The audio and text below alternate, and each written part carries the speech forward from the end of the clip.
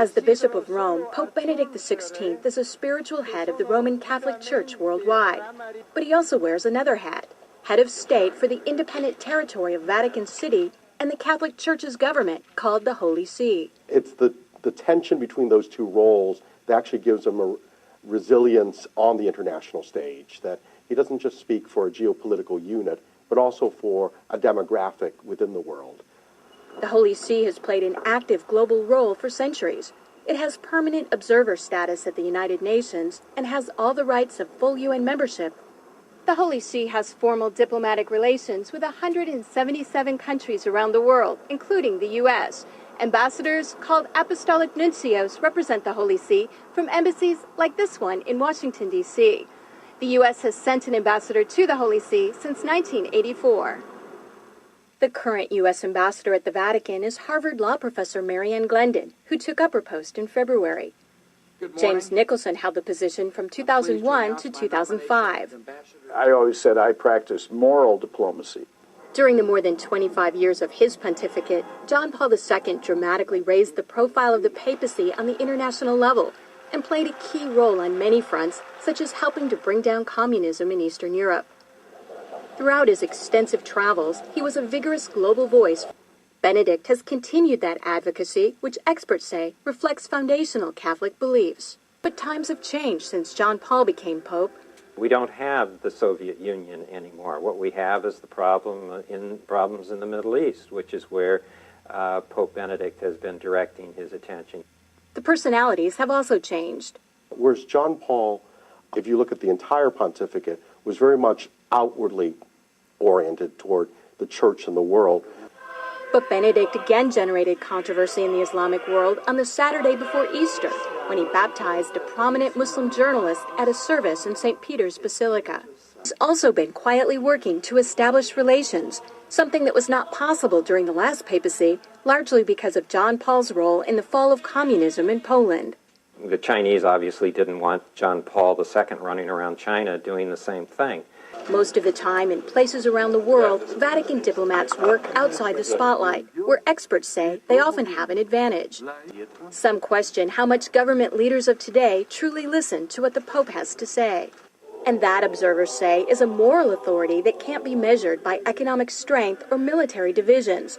A moral authority Benedict hopes to draw upon when meeting with U.S. officials and speaking before the United Nations.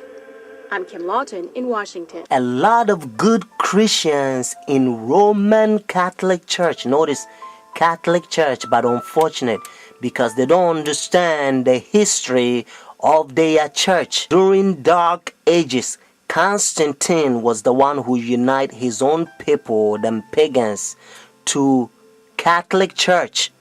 And when they unite in the church, because, there was statue worshippers, idols. So when they brought their idols, notice statues in Roman Catholic Church, they began to name them. Instead of Jupiter, they call it Peter. And it's so sad that they give them a lot of Christian names. And they bow down, sometimes they kiss, they worship.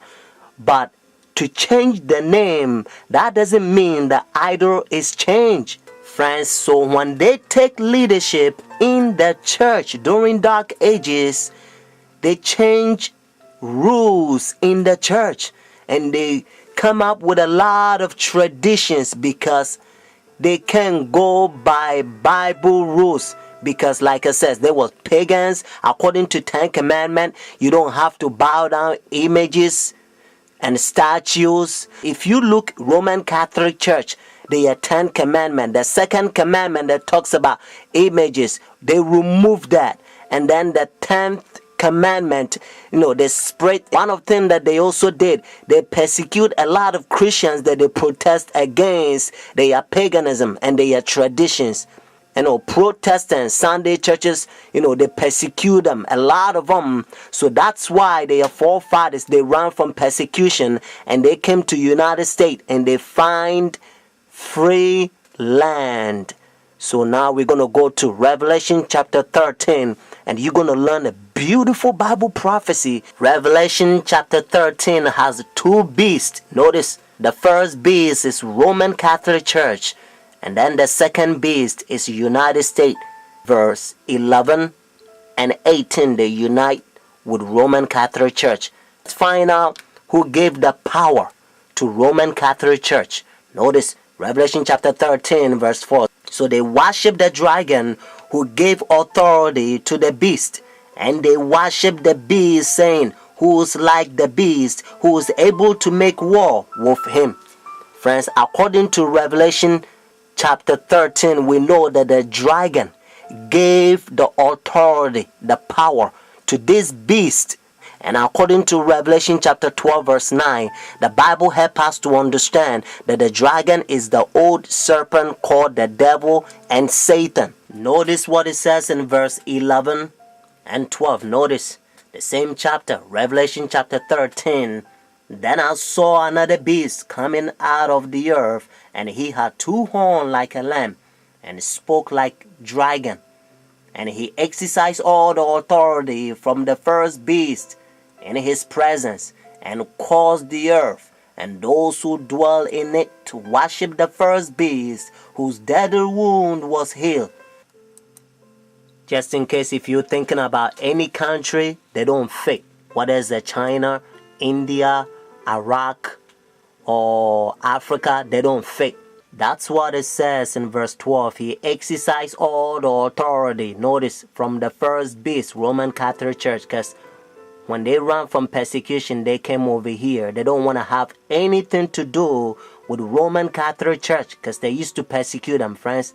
That's what it says. And again, I want you to get this so that you will know that it's the United States. Verse 12, he exercised all the authority from the first beast.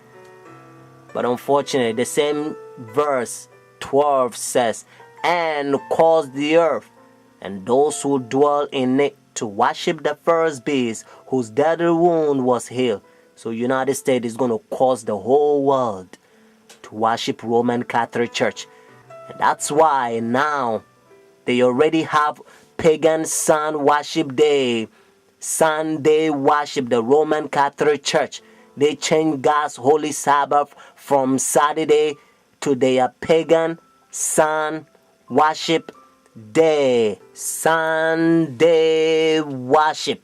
So whenever they enforce the law, friends, if you think, well, because I'm not going to buy, I'm not going to sell, and the things is going to be hard, and you don't believe in God, and you doubt his power, if you doubt God who created you, the one who hold your breath, and if you doubt his power, and if you go by their pagan sun worship day, behind the scene is the devil that wants you to worship him, at that time probation will close. Your decision is made. You will be doomed. Revelation chapter 14, God placed a fearful curse on those who receive the mark of the beast, those who worship the devil. But friends, have faith. Jesus Christ will send his angels. Sometimes they will come as a form of mankind, and they will give you a food in the time of trouble. Hebrews chapter 4 verse 7 to 11. Notice what Bible says. And again he designated a certain day, saying in the David today, after such a long time as it has been said today, if you will hear his voice, do not harden your heart. For if Jesus has given them rest, then he will not afterward have spoken of another day.